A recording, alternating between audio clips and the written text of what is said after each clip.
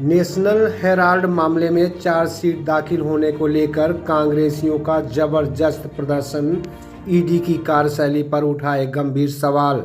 नमस्कार, आप देख रहे हैं इंडिया स्टार न्यूज़ टीवी, ज्ञान सिंह के साथ।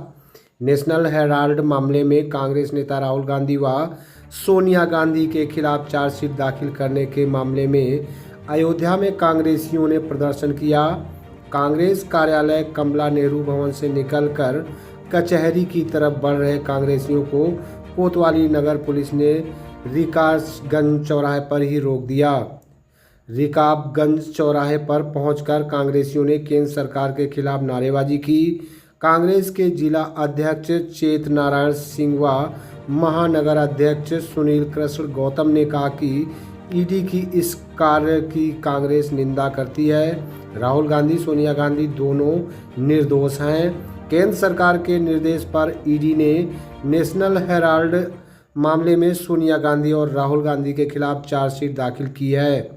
जब तक चार्जशीट वापस नहीं होगी, पूरे देश में कांग्रेसियों का प्रदर्शन होता रहेगा।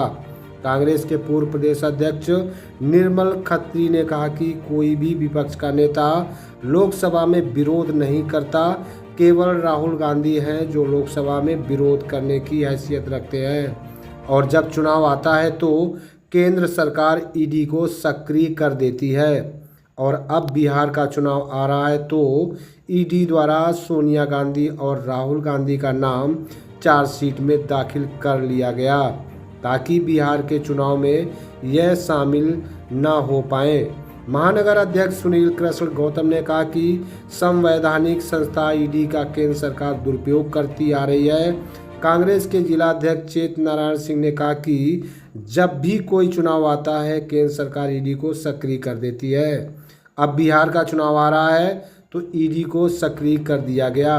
राहुल गांधी एक बहादुर नेता हैं।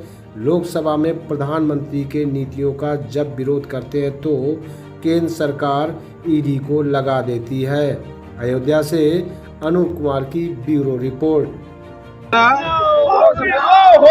ईडी द्वारा सोनिया जी को और राहुल जी को फर्जी फंसाया जा रहा है। उनका कोई दोष नहीं है। इससे पहले भी 20 बार इस मामले में सुनवाई हो चुकी है, लेकिन बार बार जैसे जब किसी प्रदेश का चुनाव आता है, बिहार का चुनाव आया तुरंत ईडी सक्रिय हो गई। आज तक ईडी चुप मार के बैठी थी। बिहार का चुनाव आते ही ईडी सक्रिय हो गई, तुरंत राहुल जी के ऊपर चार्जशीट भेज दिया उन्होंने। राहुल जी एक बहादुर नेता हैं। वो सदन में मोदी जी का हर गलत बातों का विरोध करते हैं, इसलिए उनके खिलाफ इस प्रकार की कार्रवाई की जा रही है।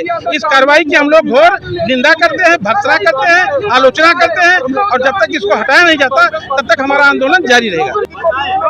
केंद्र की भारतीय जनता पार्टी की सरकार, ये मोदी सरकार आज तानाशाही पर उतर आई है।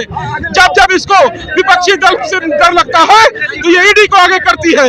आज एक फर्जी और बोगस मुकदमे में हमारे नेता राहुल जी को इन लोगों ने चार्जशीट दाखिल करने का काम किया है, जिसकी आज कांग्रेस पार्टी के लोग यहाँ पर आंदोलन के रूप में निंदा कर रहे हैं। अगर चार्जशीट वापस नहीं होती है तो कांग्रेस पार्टी इस सरकार की ईंट से ईंट बजा देगी, और हम संवैधानिक संस्थाओं के दुरुपयोग का लगातार विरोध करते आए हैं और करते रहेंगे। देखिए, आप लोग सब जानते हैं कि हमारे प्रिय नेता माननीय सोनिया गांधी जी, राहुल गांधी जी पर ईडी ने चार्जशीट फाइल की है। इस देश में जितने भी विरोधी दल के नेता हैं, ये मोदी सरकार और विशेष रूप से हमारे प्रधानमंत्री, उनकी ये कोशिश रहती है कि हम किस तरीके से ईडी और सीबीआई के ज़रिए उन नेताओं को डराएं, धमकाएं। लेकिन मैं बता देना चाहता हूं, और ये जो कांग्रेस जन आज यहाँ पर इकट्ठा हुए हैं एक शॉर्ट नोटिस में, उनके माध्यम से ये मैं बता देना चाहता हूं कि कांग्रेस और ये नेहरू गांधी परिवार मोदी की किसी भी धमकी, किसी भी एफआईआर से डरने वाला नहीं है। क्योंकि हमने देखा है कि इस देश में अकेला राहुल गांधी एक ऐसा नेता रहा जिसने मोदी का मुकाबला किया।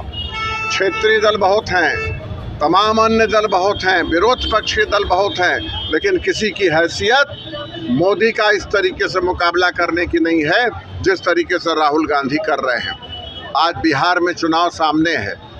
ईडी की चार्जशीट इसलिए फाइल की गई कि इन नेताओं को मुकदमे में उलझा दिया जाए और ये बिहार के चुनाव में सक्रिय भागीदारी न निभा पाएं।